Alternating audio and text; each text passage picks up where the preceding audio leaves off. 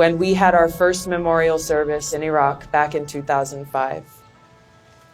Some of my fellow soldiers who are part of the brigade are here and can appreciate that experience.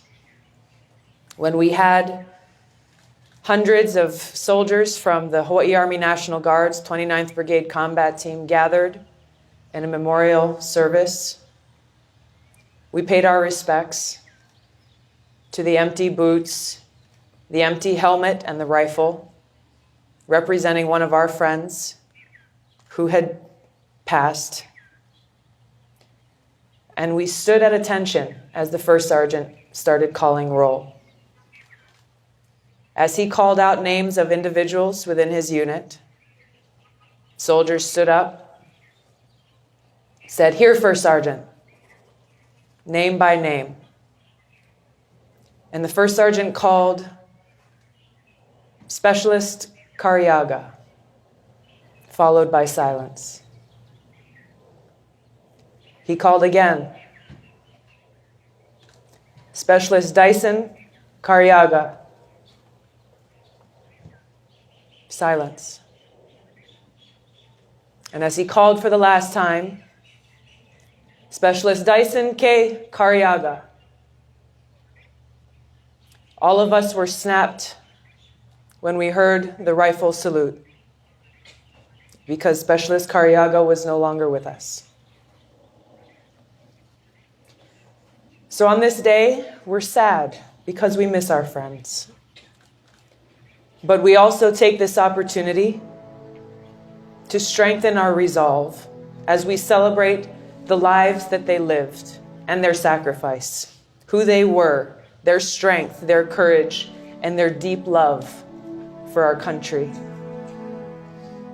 Our resolve is strengthened as we honor them. We honor their memory. We seek to make them proud and to make sure that every single day their memories are not lost and their sacrifice is remembered. We remember that along with the blessing that we have to have come home, we carry a heavy responsibility. Whether those of us who are veterans or those of us who are here as civilians, this responsibility that we share and carry is one to honor those who have paid that ultimate price and made that ultimate sacrifice. As we gather in places with hallowed ground like this, paying tribute to our fallen comrades, we hear noise coming from politicians that sounds a little bit like gratitude, followed by a slashing of benefits for our service members and their families, with veterans young and old languishing as they are told to wait months to receive care. Some will say that we need to be patient, that these things take time. Would that be your response if it was your son or daughter who had been blown up by an IED and who was told upon coming home to wait 6 months to see a doctor? Would that be your response if it was your father who's dying from cancer, awaiting that elusive appointment to get treatment? I think not. Yet this is what's happening right now to our family, our brothers and sisters. So yes, this makes me angry because it is personal. This is our family, and this neglect of our brothers and sisters dishonors their sacrifice.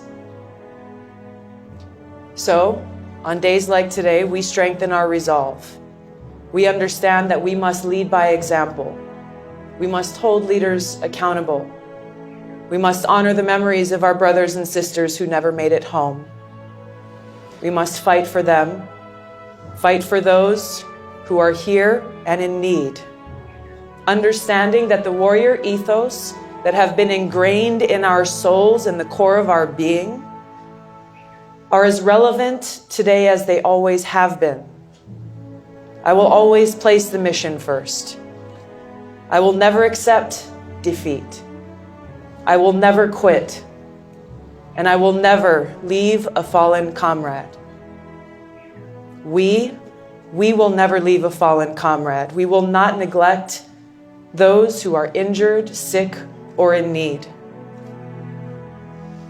So as we reflect here today on the specialness of this place and the courage of these people, let us strengthen our resolve to make it so that this day and every day we seize the opportunity to honor our friends, to fight for them, taking advantage of the time and the blessing of health and life that each of us has been granted, by making a positive impact on those around us, standing up and standing together and taking action. Mahalo nui loa. Thank you very much.